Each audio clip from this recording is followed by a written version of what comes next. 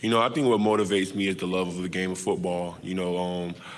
I don't really need much to get me going because I love football so much. Just the fact that I get to strap up and put a helmet and shoulder pads on and go out there and line up against somebody and, go against them is what all I need is to motivate me is to go out there and, have fun and hit somebody and fly around with my teammates.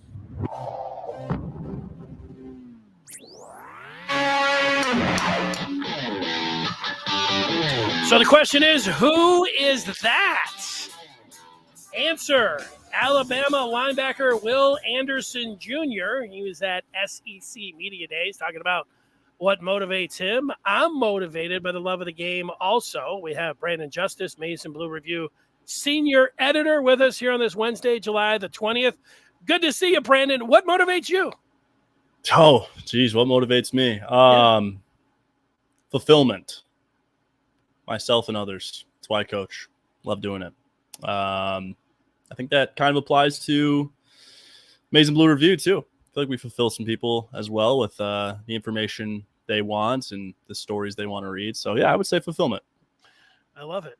I don't know why my screen. Do you have the light blue looking screen there too? Not the typical one. What's going on with that? Is that what you see? Or good to you? I had the normal one. Okay, so it's just my computer. All right. Well, that's all right. Well, good. It is the Mason Blue Review. It's Michigan football and basketball today. Michigan football today. We're live weekdays at 1 o'clock. We're talking about the latest in Michigan sports. We're a part of Rivals.com. Brandon Justice is with us, the Mason Blue Review senior editor. If you're out there and you have a question, hit the comment section and go ahead and leave a question, and we will give you that answer. I already see one in the queue, so we're good to go there. I have some questions as well that I want to get to, so let's not mess around, Brandon. Let's get to those questions, and the first one that comes up is about Michigan football, and let's put it up on the screen. How do you think Michigan is doing with name, image, and likeness? Now, we answer this a lot, but it also seems to change weekly as well. People ask you the question of how Michigan is doing with their name, image, and likeness. What do you say? I think it's a process that is far different than the ones that are being glorified on a national level. And whether you agree with that or not is your own prerogative. But Michigan has a drawn-out process. They haven't gone away from their process. And, in looking at sports as a whole, you think about franchises, right, who have to at some point have a long-term plan, and they don't duck away from that process. Typically, that works out in their favor. You think about teams who maybe draw out a process but never stick to it. Or you think about teams who the Red Wings back in like 2016, 15, when they were still kind of denying the fact that they were in a rebuild and they were still trying to compete even though they couldn't. The Tigers even had a blip of that as well. And so I think about it like that. Michigan has a process and they're sticking to it. And I think if they were to give in to the pressure that they've heard from the outside world and change their process, that's when I would think, okay, they didn't know what they were doing and the pressure of the public forced them to kind of change their hand. The fact they haven't changed it tells me they believe in it and they see the long-term payoff. The other side of the coin is the fact that all of these big NIL deals that we've been talking about, Dennis, for the past several months, from Quinn Ewers all the way down to Dante Moore, how many different NIL subjects are there out there in the country right now with players that are disappointed because promises aren't being fulfilled? We just talked about the Pitt wide receiver who transferred from Pitt to USC, who came out and said that he was frustrated, or I think it was just a report, but he said frustrated about USC's not fulfilling the promises. And then we saw several reports last week about multiple guys who are all over the country aren't seeing their NIL promises fulfilled as promised. So again, we continue to see this thing play out, and we're continuing to see places try to make the short-term call, and they're learning it has to be a long-term sustainable thing. And Michigan has had the long-term sustainable approach. Have they pressed gas hard enough? Maybe not. Don't get me wrong. I don't think it's been a perfect situation. However, they've stuck to their process. They haven't budged, and I think that's more encouraging than anything else. Yeah, I think that if Michigan would have been able to land Dante Moore a couple of weeks ago, they wouldn't have had to answer any questions about their approach. And I think that at the end of this month, if they are somehow able to land Jaden Davis, whose picture's in the lower right-hand corner, I don't think they're going to have to answer any questions either. And that might be coming as quickly, at the barbecue. If Michigan could get a commitment from Jaden Davis, they don't have to say anything. I could say, you can just look back and say, wow, this approach has really paid off for them. Now, I don't know if that's going to happen. I would predict that it doesn't. I would think that he would take a wait and see approach with Michigan. But there's also, if you are, and right now it is free to subscribe to the Maize and Blue Review until kickoff on September the 3rd, you will see that there is activity going on with a Michigan collective that I don't know when it's going to spring, the fall, when it's going to open up, I should say, not waiting till spring. It might open up in the fall, and, Michigan might be able to, open up a lot of people's eyes at that point. So we're going to have to wait. I keep saying wait and see. People don't want to wait and see, but maybe, Michigan is playing chess while other teams are playing checkers. Here's a question, and we'll get an answer from Brandon Justice. OM's question: thoughts on Michigan scoring more than 40 points against MSU?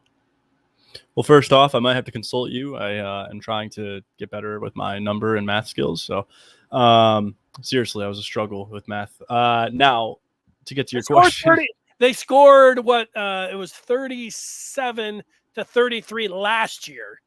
So, can Michigan get to 40 points against MSU this year? Yeah, I mean, hey, 40 is lofty in any situation, no matter the team. I mean, 40 is a lot when they're playing the non-conference. 40 is a big number for any team to score in any scenario. So 40 is a lot. Are they capable? Then yeah, absolutely. I mean, they have the scheme in the second year, continuing to expound upon what Josh Gaddis and the foundation he kind of laid when he first got here. And then when Matt Weiss came in last year, he really took this whole thing to a next level. And I think that's why you see him in that co-OC role with Sharon Moore. And on the topic of Sharon Moore, you talk about the offensive line. And I did an Iowa radio spot 2 days ago. And that was a question they asked, was about Michigan's O-line and the regression. And it's quite the opposite. It's a progression. Even though they won the Joe Moore Award last year, Dennis, you had Phil Steele on the show, and he said Michigan's offensive line is his number one unit in the country for that position. And I think that's the key. Anyone who knows football well enough knows it's one in the trenches, right? No matter if you're a spread offense, power scheme, whatever it may be, it's one in the trenches. It's one with protection. One that opens up the run scheme, one that protects the passer. All those things are true. And Michigan has the best O-line in the country, according to national pundits, of several of them. And it's hard to disagree with them. Oluwatimi is a world-class center. He replaces Andrew Vastardis, who is a great center, but not an NFL type of guy. Oluwatimi is like a top 3-round guy going into the year. On top of that, Ryan Hayes returns, so you get your pass protector back, your guards return, and you're looking at a guy like Trente Jones. And this is a big point I made on that spot. I'll make the same one here. Trente Jones is a rare case. He's got to replace Andrew Stuber, who's a fantastic tackle, but Trente Jones is a rising junior who had a ton of snaps last year for someone who was not a starting offensive lineman. Michigan, again, you talk about long-term with NIL. Think about the long-term of that. They were getting Trente Jones in there as a bonus blocker, dressing him up like a tight end, and he was getting reps in big moments, in big games. It wasn't just him filling in the fourth quarter against Hawaii's third units, right? Like, he had some legitimate experience last year. So the first and foremost thing is the offensive line is fantastic. The wide receiver core all comes back. You add Ronnie Bell, you add Darius Clemens. That just helps you. I know we lost Dalen Baldwin, but Dalen Baldwin, not much of a factor last year. So apart from that, you lost Haskins. Absolutely tough loss. However, Blake Corum and Donovan Edwards are two nationally renowned running backs. So yes, Michigan's offense is more than capable of scoring 40 points. I can't sit here and predict that. That's a high number. Michigan State's weaknesses last year were its secondary. I would imagine that Michigan's wide receiving core and its pass protection combined with its run game, setting those things up, should equate a lot of offensive production next year, or this year, as times flied, this year against the Spartans at home. Yeah, I think not only Michigan will score more than 40 points against Michigan State, I think Michigan's going to average their offense over 40 points a game this year in its entirety. Now, yeah, you bring in the soft non-conference schedule. They should score 60, 70 points in those games. But they averaged over 35 points last year. I think with who you just went through what they had up front and some of the other returning players, and then you get to the QBs, I think that this offense takes a step forward. I think that they should average over 40 points. I look to the Big Ten championship game and I look to the Ohio State game. Michigan scored more than 40 points on those two teams. I think that well, I don't want to start getting too crazy, but I think they can score 50 on Michigan State. So, I think it's going to be that kind of offense. I would say if you're a Michigan fan, you're hoping it's going to be that kind of offense, but I think feeling like it could be an explosive offense isn't just, shaking around the Michigan pom-poms and being like, wow, you're a big homer. They've got the type of personnel, and they showed flashes of that last year. I think over 40 points is definitely something that can happen, and I would predict that right now. OM, who has a follow-up question, he hears that Michigan is leading for Nyckoles Harbor. That is a 5-star defensive end. Now, you're more attached and in tune with the recruiting than I am. I'll give you a crack, although I do have an opinion on this, but I'll give you the first crack on this. Yeah, so what I'm doing right now is double checking because I got a bunch of names that came through the other day on guys who are going to be at the barbecue. And if you're not familiar, the barbecue is the barbecue at the Big House is the big recruiting weekend at Michigan every year. It's the big one where they host everyone, and every school has their own variation of it. So he's not going to be at the barbecue as far as I know yet. There's a chance he is. It's just he's not on the list that I have right now. And if you're a member, make sure you guys tune into the board. We'll be having that list come out here this week as well. As far as leading for Nyckoles Harbor, I think they've always been a primary, candidate in the race and a top 3 team. Hard to say that anyone leads right now. First off, before we even dive into that, I hate saying such and such leads for recruitments. I mean, we learned that with Dante Moore. I mean, Michigan led for Dante Moore for a year and a half. We learned that with how many others, right? Otis Reese a few years back, if you can remember that one. Just recently with Raylan Wilson, right? So hard to say anyone really leads, quote unquote, but Michigan's certainly in the mix there and a primary candidate for him. And I tell you what, we talk about NIL, we talk about recruiting, and we're at that stage where people are bringing up guys like Nyckoles Harbor, like, oh, Michigan's in the mix for them. And I know that Michigan's always, quote unquote, in the mix, but they can never close the deal. But we're at that stage where as we approach fall, and Michigan has this opportunity to close in on guys like Harbor, guys like Frederick Moore, and beyond that, where now they have this opportunity to kind of flip the script that everyone was kind of moaning and groaning about for the majority of the summer and the spring. And I think we've done a good job in conveying the fact that Michigan's recruiting has always operated this way under Jim Harbaugh. They over-evaluate in the spring and summer and offer the guys they think are going to blow up late, and then they play the long game with the guys who are already blown up and getting pressure to commit at like 4 other different schools. And sometimes that works and sometimes that doesn't. But in the end, identity fits and evaluations are conducted, and Michigan feels confident when they get those guys rather than feeling like we want to rush this thing just to go get the 5-star because X school and X school told them if they had to commit. And so we had to make a move there, right? So, and those are just like the behind-the-scenes things of recruiting that we don't see too much. So, yeah, I mean, as far as Harbor goes, to answer your question, yes, primary candidate, fully expect them to be in the race for him. And there is a chance he comes to Michigan, a good chance he comes to Michigan. But at this point, it's just hard to say anyone, quote unquote, leads for him.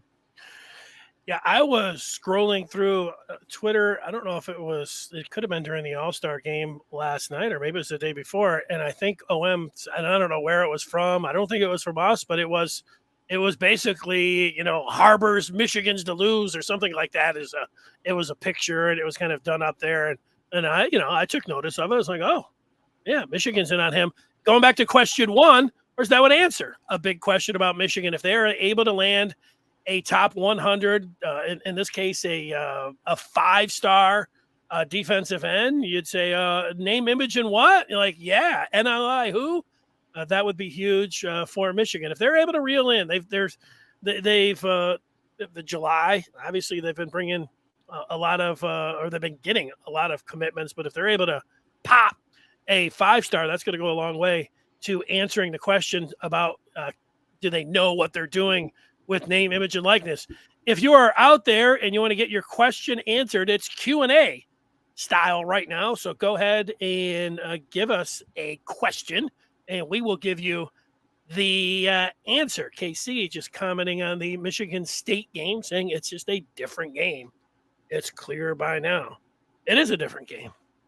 I know. Yeah, I think in football especially, right? Like I don't think there's any other sport that depicts a rivalry on the field more than football.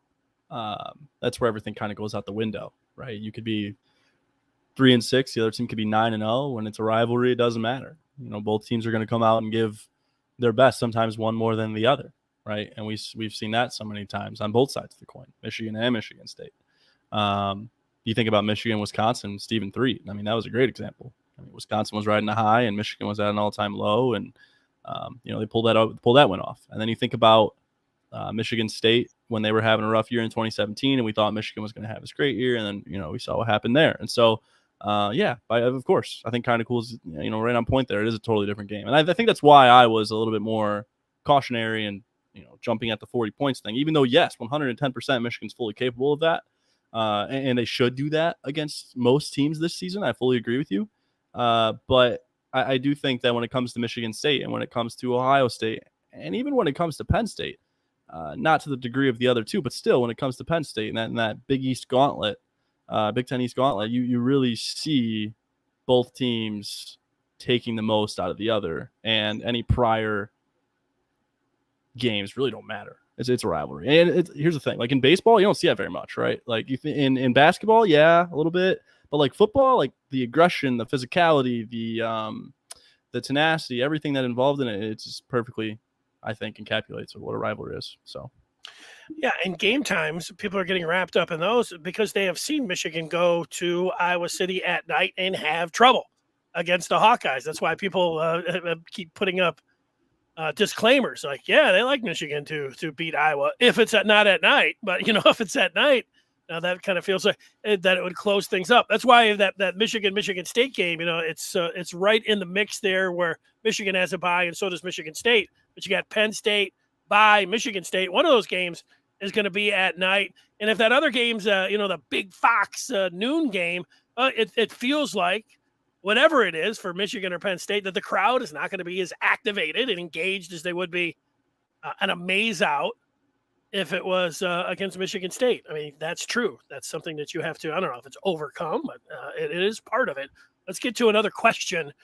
Brandon Justice, the Maize and Blue Review senior editor, is with us here. Type in your question or call us. We will put you up. We will put your question up on the board, and we will answer it. Here's the question. What do you read into Cade McNamara going to the Big Ten coaches meetings? Brandon, he is headed there with 3 of his other teammates, headed to Chicago for the Big Ten coaches meetings. What do you read into it? They're actually in Indy this year. Last year they switched it to Indy, now becoming the hub of the Big Ten a bit more than Chicago, or I guess sharing it in a way because obviously Chicago's. No, you're good. I thought I was going to Chicago until like Friday, and then I realized I was going to Indy. Josh sent me the hotel information, and I said, "Oh wow, we're in Indy. All right, cool." Which is shorter and better for me anyway. The bars stay on quickly. The bars stay open until 4:00 in the Windy City if you're staying all night. Which for 10 years I went to the Big Ten coaches meetings. Which that extra 2 hours matters. And Indy is a very nice downtown area, but I don't believe, and I've participated in some of the nightlife there as well. But I don't think that they stay open until 4:00 in the morning. No, but they have a great comedy club, and I know Chicago is kind of like. Probably got way more. I mean, Chicago is overall it's a better city than Indy by every, I would say, scale, most scales at least. Lucas Oil is probably a little bit nicer than Soldier Field. That's about it. Other than that, like Chicago pretty much takes the cake and everything against most any Midwest city, I would say, and most cities in general in the country besides LA, New York, and maybe Miami. But aside from that, I'm a big Austin guy. I like Austin, Texas, but. Aside from that, Indy, yeah, I liked it. I did Indy for baseball several times, and we did a comedy show 2 years ago. It was my first ever comedy show, and it was a blast. So I might do that again. You were the comedian, or you just went to the comedy show? Oh no, I just watched and cheered and laughed. Okay. I've been told maybe take the stage at like a local downriver establishment for a 5-minute open mic, but I don't know if I'm capable of the downtown Indy 30-minute set quite yet, but maybe 10 years from now. Maybe I'll get on and I know he's technically not, he's a different network, but Alan True, who's a phenomenal stand-up comedian and also doubles as a college football writer. Maybe I have a little bit of him in my DNA. Who knows? But on the topic of Cade McNamara, yeah, I think this is telling, no doubt. Which not surprisingly, right? Like we've all kind of like written in Cade's name into the depth chart. Now, here's the other side. Again, I keep saying this today, but here's the other side of the coin. We have like a whole fall camp, right? So like, of course, Michigan has to decide who their representations are going to be at the Big Ten meetings. And in that same vein, like that is essentially usually a preview for who the captains are going to be, right? And it doesn't always equal out to the exact. It's not always those guys end up being the captains, but more times than not, the majority of them do. And a lot of times it's been all of them end up being there. And there's no questioning the fact that Cade McNamara, overlapping from last year, is one of this team's vocal leaders, especially offensively. And whether or not he's a starting quarterback, I still think he'll be that voice for the offense. Now, I am a full believer that this is a 2-quarterback system until something extraordinary happens for one of the two, whether it's good or bad. And so for me, Cade McNamara going is he's just got the seniority, right? Like he's done this before. He has a whole season under his belt. He's clearly got the respect in the locker room. Not that JJ does, and he certainly does, but I think seniority and, 14 games as a starter last year is enough for them to decide, okay, we've got to send one quarterback. Here's the thing about the 2 quarterbacks, Dennis. They're both phenomenal leaders. Like both of those guys could be the captains of this team. Both of those guys are seen as leaders of this team, and not just the offense. I mean, the whole program. Both guys, JJ and Cade.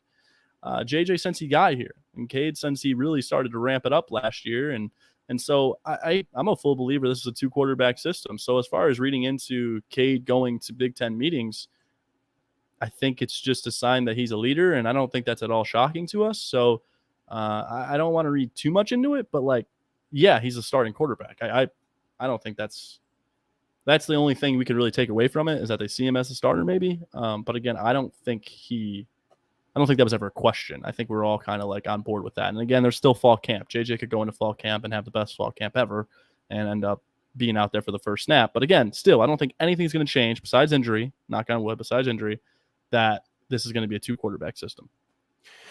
Yeah, I'm right with you on that. That's my answer. Michigan is going to run a 2-quarterback system. And if you look at the timing, like the Big Ten coaches meetings in Indianapolis, they are next week.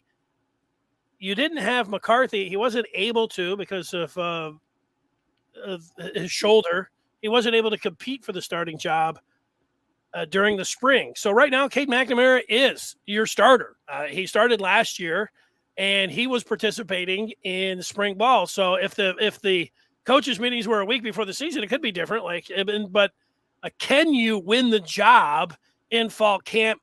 Maybe, but probably not. I think it's going to be in those. I wonder if you can win it in the non-conference. I think you can.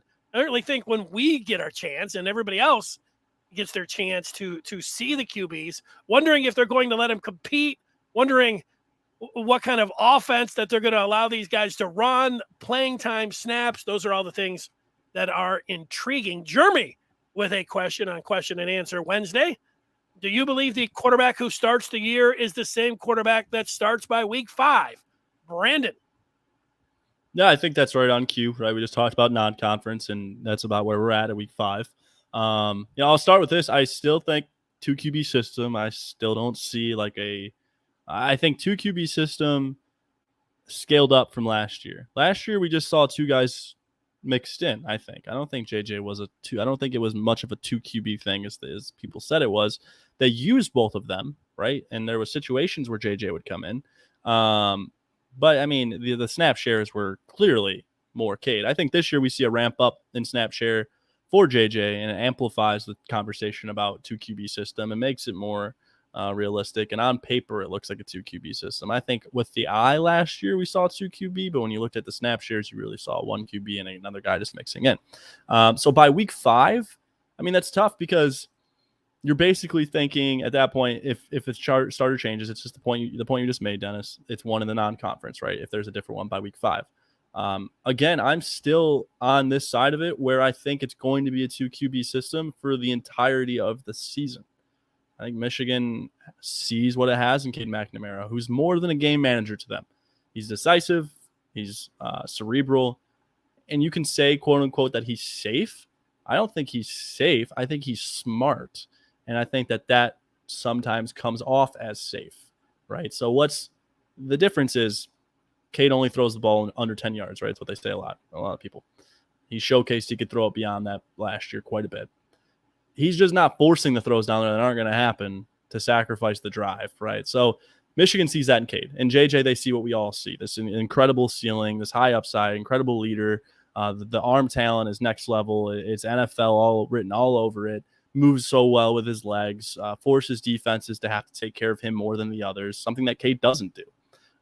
But again, he's, despite the superstar and all the factors that he has, he's still only 19. He still has plenty to learn about this game.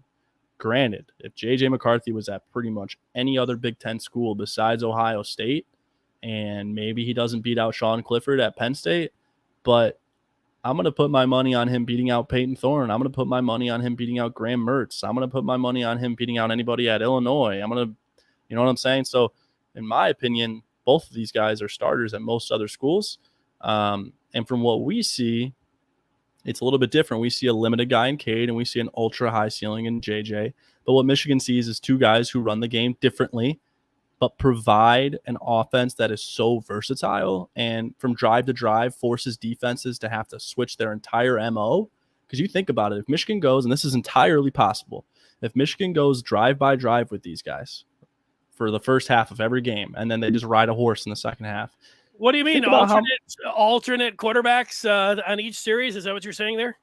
Yeah, if they alternate quarterbacks on each series, or maybe it's like every 2 series. But either way, I foresee it being far, far, far more frequent than we saw it last year. Mm-hmm. If they do that, and again, Michigan, this is what people have to embed in their head because I know what the counter is going to be. Okay, Michigan believes it'll work. They don't think there's going to be chemistry mix-up. They don't think that their offense is going to be on edge because they're switching quarterbacks so much. They think it's going to be a seamless and extremely dangerous thing to put out in the field for the opposition, right? So they think the opposition is going to be on their toes, having to switch up drive by drive or every couple of drives or sometimes even as we saw last year in the middle of a series, they'll switch, right? So they think that factor plays into their favor. And the popular counter is, well, how are you going to switch up your quarterback? It's going to throw your offense off. There's not going to be any rhythm. There's blank, blank, blank. Michigan doesn't see that as a problem. They think both of these guys, and they think that this offensive line and all of its weapons and running backs are fully capable of doing that seamlessly and comfortably and successfully. Yeah, and I don't know whose voice you were using there to say, the part about, not being able to get the continuity. I agree with whoever that person is. And I also just look to the history of the position where there's ways that you could put a 2 quarterback system in there, but it's dangerous. And other guys are always looking over their shoulder. I think even in the Michigan State game, whatever it was with Corum and McCarthy, and I know the experts said, well, that was Corum, not where, however he was, being presented the ball. That's more on running back. I still put some of that shared fumble on McCarthy. And if you're working with your first string guy all the time, and then McCarthy comes in and he places the ball just a little bit differently, it's all of those things. And it can be from the offensive line who's used to listening to a certain cadence and hearing the certain quarterback. And I know you have to be prepared for all the different guys coming in, but it's dangerous. And, it may have cost them against Michigan State that game with the 2 quarterbacks. You can go a lot of different ways. It was ultimately the defense, I think, that cost them, not the quarterbacks. But I'll make my prediction right now, Brandon. I think, you got to figure, at some point you got to say, hey, here's how I think it's going to play out. I think Cade McNamara is going to start against Colorado State. I don't think they're going to go series by series, but I think that if I think whatever the plan is, they could say, we're going to put McCarthy in there for the first series of the second quarter.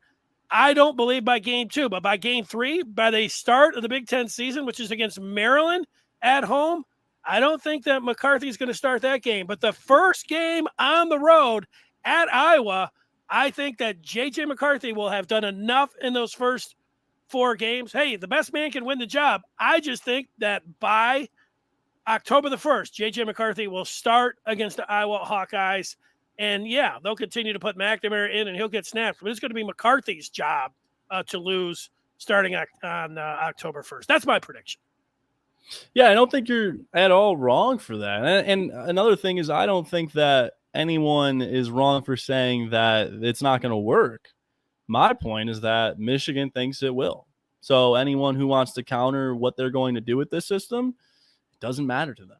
They believe it's going to work, and they've been saying that since last year. And, you know, aside from your point about the fumble, for the most part, it did work, right? And I mean, JJ gave them life. I get it. They got absolutely blown out in that national semifinal. They never had a chance. But JJ showed a decent amount of life for them. Like, he was the one that gave them a fighting chance, not to win, but a fighting chance to look like they belonged as a college football playoff team. So, yeah, I don't think you're wrong at all.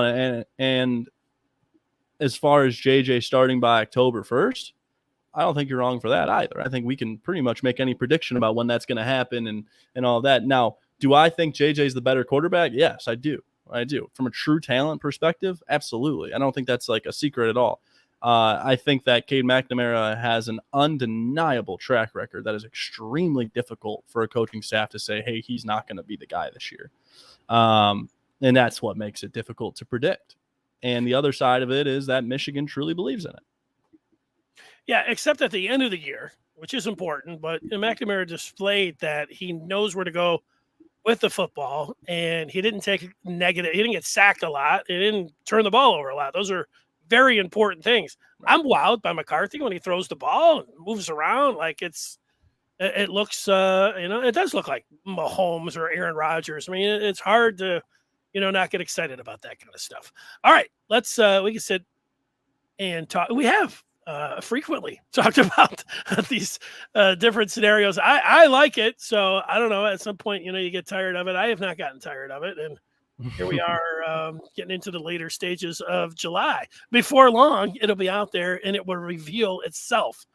Let's get to our next question. And we don't always talk about Michigan football and basketball and hockey and baseball and softball. Sometimes I'd say 1% of the time or 2% of the time we go off the maize and blue path. And this time we're going to the Midsummer's Classic, which was last night. And we have Coach Justice with us. I mean, he is baseball through and through. So I'm very interested to hear the answer to this. Brandon, you love baseball. How much of the All-Star game did you watch last night? I did not watch the All-Star game last night, but I watched the Home Run Derby the night before, which was great. I love the Home Run Derby. I don't think it had a lot of entertainment value this year. I think Julio Rodriguez was the big show on at the Home Run Derby. But as far as the All-Star game goes, I think the MLB presents the most competitive of any All-Star game, where you are getting a bit of a true game. The American League has dominated. They won again, I think 9 years in a row, right? Something like that. Again, the All-Star games for me, for baseball, and you compare that to the Pro Bowl, you compare that to the NBA All-Star game. The NHL has kind of gotten off the All-Star game format. I know they're doing like 3-on-3 playoffs, which is cool and really neat and a good idea. Not Michigan. We're talking so much about Michigan. Baseball doesn't really have that format where they can create something like that, and neither does football. So it's cool to see hockey remix it. Now, as far as the MLB All-Star game goes, I think it's the most true depiction of what an All-Star game is and should be. It's guys trying their hardest, doing their best, and it's all of the best ones competing against each other and in a showcase of, quote unquote immortals, I guess you could say. And I love the All-Star game. I know you got the picture of Miggy up there, and did you see I don't know if you guys saw this, but the pregame, he was in the suit and they told him he looked good, and he's like, I always look good. I love Miggy, man. I mean, I grew up on Miggy. Like, I'll be 50, 60 years old talking about Miggy. Like, he was one of the best hitters of all time, and we were just lucky enough to witness his career And it's just great to see that he's still having fun on his way out. But yeah, I love the All-Star game. I just didn't have a chance to watch it yesterday. As we all know, I mean, it's no secret, baseball is a slow burn. Hand in the air, baseball is a slow burn. I'm not going to sit here and tell you it's the most electrifying sport on the earth. And the All-Star game itself is also too. But I don't know, man. Here's the one problem I have with the All-Star game. It was in LA, and I get LA. The Dodger Stadium is one of the nicer stadiums from a not really from a facility perspective, but from a viewership perspective. It just looks great. Yeah, the aesthetic is awesome. I'm with you on that. It's incredible. You got palm trees in the background. It is cool. I love Dodger Stadium. Now, just this is nitpicking. The All-Star game is supposed to be under the lights, like from the start to the finish. And so it's hard to watch California for 3 hours in daylight. You know what I'm saying? So that's the only reservation I had. And I get it. They got to hit all their big markets, and I don't have a problem with them doing it in LA, not to mention the Dodgers coming off of, the fantastic run they've been on the past 5 years, and Dodger Stadium itself is gorgeous and amazing. So, I mean, there's nothing wrong with it. It's just, for me, from a viewership perspective, like, the All-Star game is meant to be under the lights. Remember the one in Detroit? I mean, first pitch, under the lights. Home run derby, first swing, under the lights. That's how it's supposed to be, in my opinion. But yeah, didn't watch it. Did not watch it. Yeah, well, the 71 All-Star game in Detroit at Tiger Stadium was one of the most famous All-Star games ever. I'll nitpick it a little bit. There were a few things that I liked. They had the pregame stuff's always great, where they announce all the players and all that. They had the pitcher mic'd up, and he is talking with John Smoltz. Like, he's like, what should I throw here? And Smoltz like, hit him down, sinker inside, back foot, and he throws it. It was pretty awesome, to see that. Then he actually hit him. And then they have, they've had players mic'd up before, so we've seen a little bit of that, but they had Stanton and Judge mic'd up at the same time, and they're talking about, what they do at Yankee Stadium to keep themselves occupied. And they're talking about, scissors, rock, paper, scissors, that, they're doing that in the outfield. And, that stuff was pretty cool. Now, I'm going to defer to you with this. I like when the players just wear, like, I would like, you see Cabrera wearing whatever that is, a gold Detroit. And maybe they end up selling tons of these jerseys and hats and Major League Baseball would say, yeah, you're crazy. Nobody's buying any of these other things. They're gobbling these up. I would like them to have any kind of pregame, any kind of the home run derby, wear all of this. But when it comes to the All-Star game, I like wearing the hometown uniforms. Now, you could tell me, maybe you think they're great and you'd want to go out and buy it, and you thought it looked cool with everybody wearing the same uniform, but I like the way it used to be that way, although I get that they want to sell some merchandise there. Couldn't they just have them all change it out before the game started? Yeah, I think you make a good point. Like, they're trying to sell merchandise. That's the entire idea behind it. But I'm fully with you. I mean, nothing beats hometown threads. Nothing beats seeing all the jerseys on the field at one time, and the different designs and the contrasts of each and the colors and this, that, and the other thing. And it just feels a little bit more real when they're in their hometown threads. It feels like sometimes there is such a thing as too much pageantry, right? And I feel like when we're putting them in those black and gold uniforms, and tell you what, like the MLB All-Star game, they've had some real bad uniforms in the past, and like these weren't so bad and hard to look at. I was appreciative of the neutral colors for the most part. Like, that was fine. But nothing beats the hometown threads, man. You see the English D out there next to a pinstripe, which is next to a Mets in the box, and it's just great to see all of that at once. Like, that's what the All-Star game is, because that's what it was for so long before. So I'm fully with you on that. I wish we did that in every sport, because the Pro Bowl is disgusting too. Like, those uniforms stink. They're just gaudy and gross. Everyone's trying to be Oregon, and they're just not. But yeah, I mean, yeah, I'm fully with you with the All-Star. I wish they did hometown threads, because how many times are we going to be able to see Cabrera on the field in an All-Star game? That's probably the last time, unless like Manfred decides to pick him again next year as like the honorary guy. But I would have loved to see him in the gray. I mean, those are my favorite Tigers uniforms, by the way. Rare that I like the away uniforms more than the home in sports, but the Old English D I know at home it means a lot to people. But for me, ever since I've been a kid, I've always loved the away set more than the home, just because gray and blue and orange, just not something you'd expect to go together well, but they're so gorgeous, and I love them. And that's the jersey I wish I could have of every player that I like on the Tigers. And so I would have loved to see Miggy in it one more time at the All-Star game. I used to cry and complain all the time about third jerseys and uniforms. And then I thought the time Maryland came out with that state flag that they had, and it was like the biggest monstrosity. And then sure enough, first person that called up, I was doing a talk show. I was like, I think it's great. It was so awesome. Like, this is predictable. Everybody, it could be the worst thing ever. Somebody's going to be thinking, I think it's awesome. And then Michigan State had these these nuclear green highlighter type uniforms. Those are terrible. And I love them. I got to get them. You're getting too old. All right. I am getting too old. But it really happened in 2011, like September 10th, 2011, Michigan was playing Notre Dame under the lights, first time ever. And a couple days before, they break out these jerseys, and it looked like, and I know it was a past jersey, but it looked like they threw a blank canvas to a bunch of kindergartners and said, go ahead and make up a uniform, because that's what it looked like. There were some crayons out there, and, they had the bumblebees on the side. And I'm crying about it. But then I went to the game, and I couldn't believe how many Denard Robinson jerseys are out in the crowd. I was like, wow, this is amazing. And then it ends up being like one of the all-time classic games. Denard Robinson throwing a touchdown, winning the game with just a couple seconds remaining. And then afterwards, seeing everybody with those jerseys, and I'm changing my opinion. When the team wins and they wear jerseys, I end up, it vaults it way up high. I end up liking them that much more. And then I said after that, I've learned my lesson. Like, it doesn't matter with the jersey. If they win and people are buying them, and then, a lot of things are geared towards kids in high school. Like, they like that. Like, that it might be a recruiting thing. Like, hey, you just mentioned Oregon. Oregon's got a million different jerseys, and the kids like it. And that's one of the reasons that they end up going there. That and guaranteed jobs for the families. But that's something for something everywhere else. But the uniforms definitely play into that.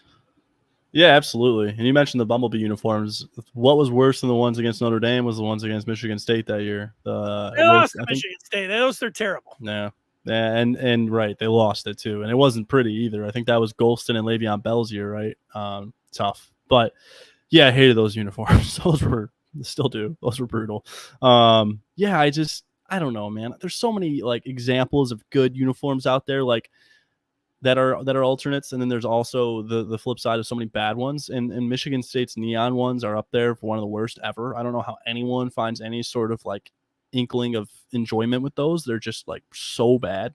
And I'm a big fan of Michigan State's kits. Like, I love the Spartan head on the helmet, and I love the green on green when they're at home, and I love the white on white when they're on the road. I think they look clean and crisp, and their fonts, like, they got super lucky that Nike went out of their way to give them a specific font that is completely synonymous with their program. I mean, when you see that curved S, like, that's Michigan State, and you see it on so many different sports teams. Like, I see so many baseball teams with that same font style, because when they get Nike uniforms, it's an option for them. And we've seen so many other Nike schools with the same font face on there as well, and Michigan State originated that. So it's just a shame that they went out of their way to make a jersey as bad as the neon ones. And Michigan set, there's arguably no uniform in college football more traditional, more classic than Michigan set. And when they come out with the all maize ones, I'm fine with that. You're not really messing with much with the all maize. I think you're just kind of tweaking some things. The all blue, everyone loves the all blue. The all blues are gorgeous. The maize pants, the all white, those are fine. As long as you don't mess with the helmet, and as long as you don't play around too much with the top, everyone's fine. Mix up the colors as long as you want. Just don't put a bunch of stripes on the shoulder, and we're all good. All right, I've got 3 more questions. I'm going to Clubhouse. I can't put this question up on the screen, but I do look at the Clubhouse room chat.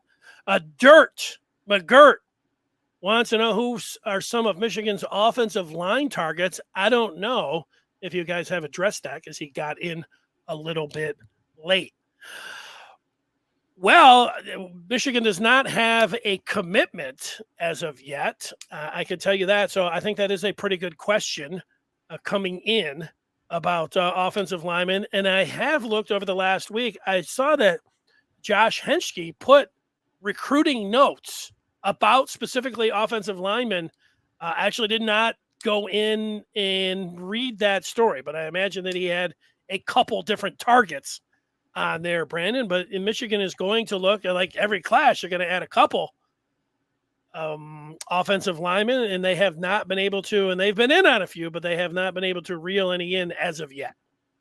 Yeah, Sam Pendleton and can't remember his first name, but Kabunga, the kid who just went to LSU. Those are two guys that they were really like banking on, right? But here's the thing with Michigan's offensive line recruiting in 2023, and this relates to a few of their positions, but we'll just specifically target the offensive line here. They're extremely deep. Like, they can afford to not get an offensive lineman in this class. Like, I know that that's not ideal, and they will certainly get offensive linemen in this class. Like, that's not a question at all. They will definitely get 1, 2, maybe 3, but they can survive without them. I mean, I know Landon Hatchett's the big one. Like, Landon Hatchett's one that Michigan fans are excited about. He's a dual sport athlete, plays baseball, and he's a guy that they want. There's a few schools after him, and I think he's like started as a 3-star and out to a 4-star and starting to rise some more. So I think Landon Hatchett's like the big name. But between Kabunga and Pendleton, I mean, Pendleton ended up at Notre Dame, but Pendleton was, I mean, he was all on Michigan after his visit, then went to Clemson, got all in on Clemson, came back to Michigan for a visit, not a whole lot, went to Notre Dame next week, committed to Notre Dame. That was that. So again, like, they've struck out a couple of times. The LSU loss was entirely NIL. Like, that's an NIL-centric loss, not really a recruiting. I guess you could say recruiting because they tie into each other. But again, that's another one of those topics where you got to discuss NIL and where they're at as compared to like a school like LSU. But yeah, I think that, again, like, Michigan's in a situation right now with their scholarship chart where they have so many on scholarship for offensive line that are good and that are going to compete and are going to stick around for a few years and that they're still going to have next year and the year after. That they're able to kind of get 1 to 2 flyers this year if it comes to that, which I don't think it will. I do think they're going to land a guy soon enough. And so, but they can afford to because of the numbers that they have on campus right now. And you think about the guys that are going to be returning over the next few years. I mean, Trente Jones should be back not just this year, but the year after. And you have guys behind him who are playing well as well. You think about Crippen at center, who was pushing Oluwatimi for the center spot in spring camp. Now, Oluwatimi is undeniable, and he's going to win that spot. But Greg Crippen's going to step in next year and be a primary factor. And there's just so many other guys in that locker room. You think about Carson Barnhart. Like, he's supposed to be around next year as well, and he's a guy who could start at most other schools. Like, people are kind of forgetting that, and I'm not saying this to the commenter at all because you didn't point this out. You just simply asked about recruiting. But there's certain others who are forgetting that Michigan's offensive line is evaluated as the best in the country. And it's not like they have their starters and 2 bonus. They have like 10 guys deep in there who could go start at a lot of other schools, maybe 7 who could start anywhere in the Big Ten for the most part, outside of maybe Iowa. Maybe Ohio State has some guys that are better. But other than that, I mean, there's really only 3 guys out of the 10 who I couldn't say could go start anywhere in the Big Ten. So I think they have a good problem right now because they have too many offensive linemen, and therefore they don't have to over-recruit it in 2023, a year where they haven't been as successful in doing it in the early stages. Yeah, Barnhart started some games. He could start at right tackle. It certainly makes a good swing tackle. All right, we got 2 more questions and then 2 more answers. Back to Clubhouse. Paul saying, Notre Dame targeting $75 million annual in media right payouts in quest to remain independent. He says, I'm tired of Notre Dame snubbing the Big Ten. Go ahead, Brandon. They're looking for $75 million. What about getting snubbed maybe once again by the Fighting Irish? I mean, at this point, Notre Dame has been doing the hokey pokey with the Big Ten for like 30 years, right? Like, we keep 100 years.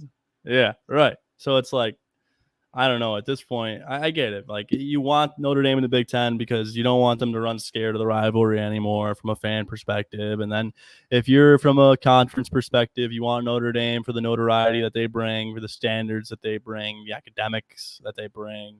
I mean, Notre Dame's would be – there's no questioning the fact that Notre Dame would be undoubtedly the best addition of all the candidates for them to add out there between Stanford and Oregon and Washington. Like, nobody wants any other school more than Notre Dame for obvious reasons. They've been independent for forever, outside of, a couple of sports there in the ACC, but they've been independent forever.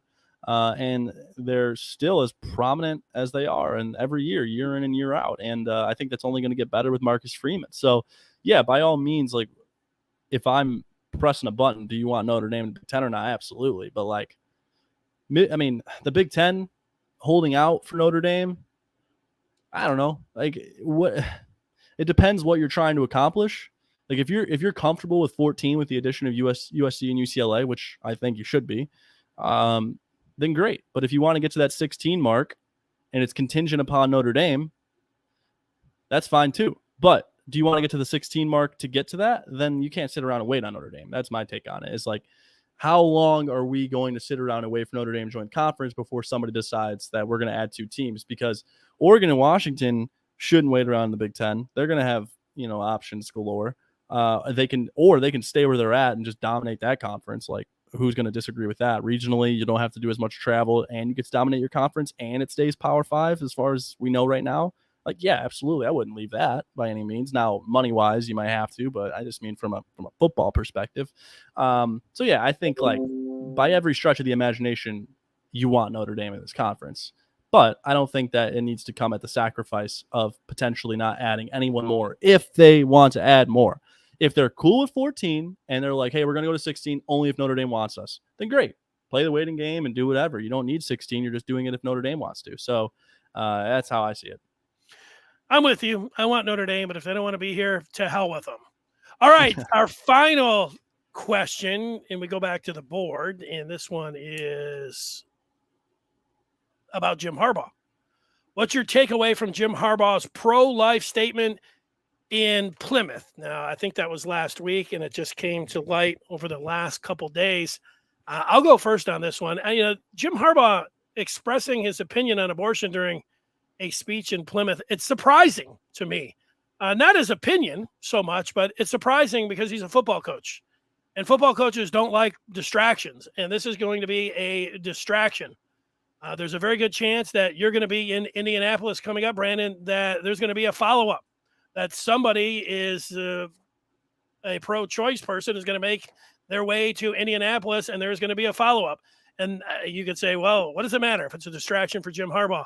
Those players, there's a chance that those players, when in the month ahead into the season, that they're going to be asked about this, and that could be a distraction.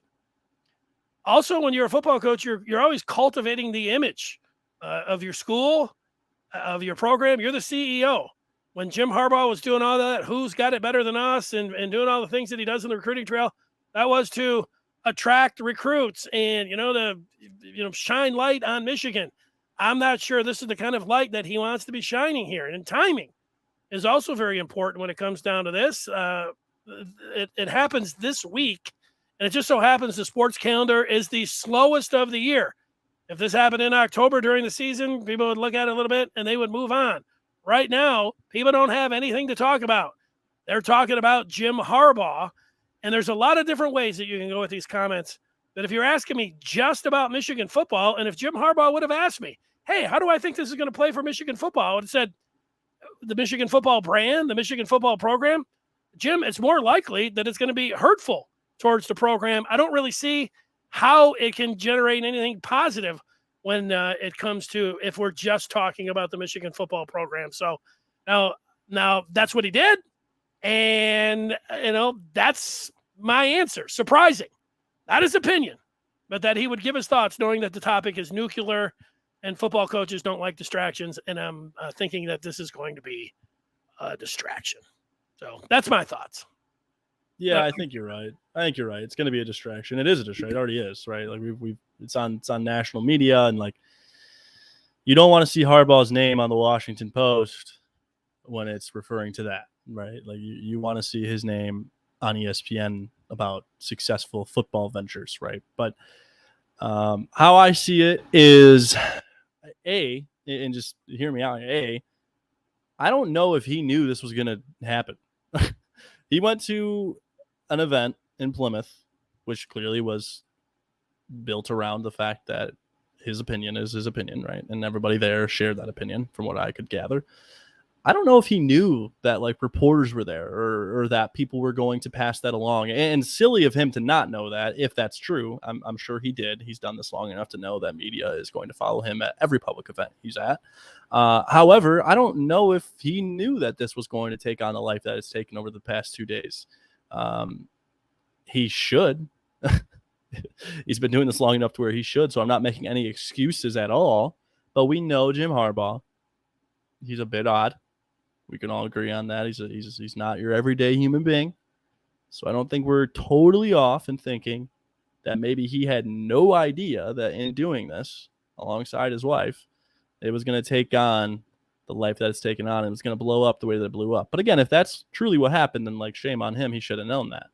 Or if he did it knowing that was going to happen and this is just how he feels, then like it's a bit contradicting to tell someone that they can't have an opinion on something and voice it just because of their title or their job or what they do from a full-time perspective. But I fully agree with you. You know, what's more important, that opinion or the effect it's going to have on the program? And that's kind of how I see it. And that's pretty much my only thoughts on it.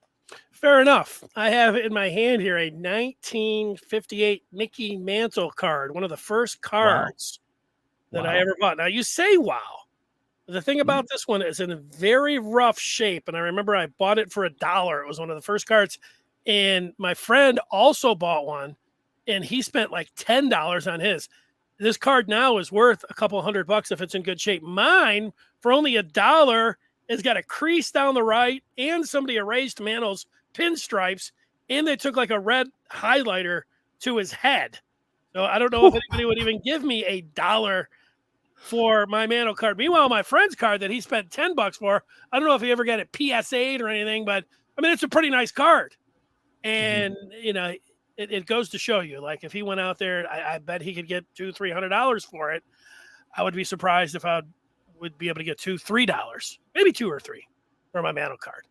But I got something for Memorial Day or Memorabilia Day. I got to go grab it, though. I got to grab it. Oh, you got to go grab it.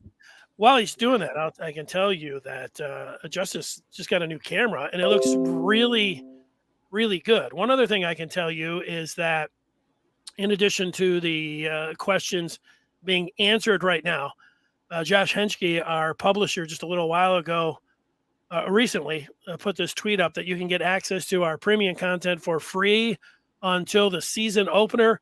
Use the code UMFree22 at checkout. UMFree22 at checkout. You can find out what is Michigan's next move. Go to michigan.rivals.com. You can join up and you can be on the Maize and Blue Review. And for me, somebody that worked in sports talk for over 25 years and enjoyed the banter with fans, the sports fans, being able to talk about the games and topics. This is what it's like being on a message board and being in a community, being able to talk all the time with Michigan fans left and right about everything that's under the sun. It's pretty cool. I like it. I'm on there all the time posting whatever anybody has to say, almost always when it comes down to that. So get access to the premium content, the Maize and Blue Review, for free until the season opener. Use the code UFMFree22 at checkout. So if you do that, make sure you say hi to us when you go there and say, yeah, I was watching the YouTube. Then I think Josh is going to say, good job on YouTube, especially if he sees people showing up on the message board. Brandon Justice is there a lot. He's showing up in a little screen there with his brand new snazzy video that makes it, the resolution is like 10 times. Like I look at my screen, I don't know if I want people to see anything. I kind of like the blurred vision that maybe that I'm bringing to the table here. But your camera, it looks like I'm watching TV. Well, that's great news because honestly, I was going to go buy a new camera today because I didn't think this one looked very good. I think it looks good. On the preview, it didn't look good, so it just looks a lot better right now, which is good. It has autofocus, so that must be working. I could not find, well, I know where it is, but it's the other room, and I didn't want to cause a commotion. The card I was looking for, so we'll say that for another day. Okay. But I have my smaller stuff over in the corner here in my room, and so here's a good one for you. I think you might like it. Whoop. So we got a football player there. It's Brock Lesnar. It's Brock Lesnar's only football card. I don't know if you guys know this, but Brock Lesnar played for the Vikings, and it's numbered out of 249. I can't really see that here, but it is a short print, and it's the color match and everything, So I love this card a lot. I'm a big WWE guy. I always have been since I was young. I've always liked wrestling, and I grew up on Brock Lesnar, and I joined I don't know if you guys have ever heard of this. You have, I know, but some people may not. NFL Prism. Prism's like the number one print. Everyone loves Prism. So this is Brock Lesnar's last Prism card of the 3 sports. Now, he is the only athlete in the history of cards, in the history of Prism, to have 3 different cards in 3 different sports. He has UFC, and there's a Prism for that. So he's in their print of Prism. WWE just released their first ever Prism earlier this winter, and he was in that. And then he made the NFL's Prism this year with his old Vikings stuff as one of the legends. He actually signed in this too, so there's an autograph out there somewhere too. So that's one of the ones it's not worth much. I mean, I could probably get like $15-20 for it, I think, but just hold on to it. It's Brock Lesnar. It's a pretty historic card. It made him the first ever to have a 3-sport Prism. So appreciate that card quite a bit. I did not know. I mean, I have heard of Brock Lesnar. I knew that he was of WWE fame. I did not know that he played football. How about that? Yes, very. I mean, we're talking like one training camp, and then he went to the WWE. But he was a wrestler at Minnesota, so he wrestled at Minnesota, and he was a national champion, and then ended up going to the WWE. Very similar to God, what's the guy's name? Gable Stevenson, I think his name is. He was a national champion wrestler this past year. I believe he was at Minnesota too. I might be wrong on that, but he's now in the WWE as well, taking the exact same path that our boy Brock did, except skipping out on the whole football venture before then. So that's some knowledge. The only Gable that I was from, I think Dan Gable, was he the famed Iowa coach for a couple decades? Yes. Great. Oh yeah, the wrestler. Yep. I think that's why he's named Gable Stevens. I think that's why that's his first name. Middle school gym teacher used to make us watch what you just mentioned, Dan Gable's wrestling video. He's a wrestling coach. If you couldn't tell, made us all watch it. It was pretty terrible. Look at that. When I was little, we'd watch the Crime Dog, Fred McGriff, his hitting video. Oh yeah. They couldn't he couldn't have the Brave stuff, so he would just have this plain hat on it. But hey, here's the Crime Dog. And it's just, even though he was a pro and he was a great hitter and everything, you'd be like, this looks a little cheap because right. He's wearing a red and blue hat. Who cares with a Crime Dog? All right. Justice, great stuff. I was going to say, I sent you that text in. I'll talk to you in Chicago. You're probably like, what is he talking about, Chicago? I'm at Indy. All good. I'm looking forward to it. Big Ten Media Days are always the not actual kickoff, but feels like the kickoff for the season, because it kind of is what I call the gateway to the season. It kind of gets us through the arch, and then fall camp is on the other side. Woo! And from there we just hit gas until September 3rd. So it's going to be a blast. Looking forward to it. I've just been taking it one day at a time. But when you just talking about the calendar there, it gives me a second to think about, wow, man, this is really happening. It's happening. Football right around the corner. All right. Thanks for spending so much time with us. We'll talk with you soon. Safe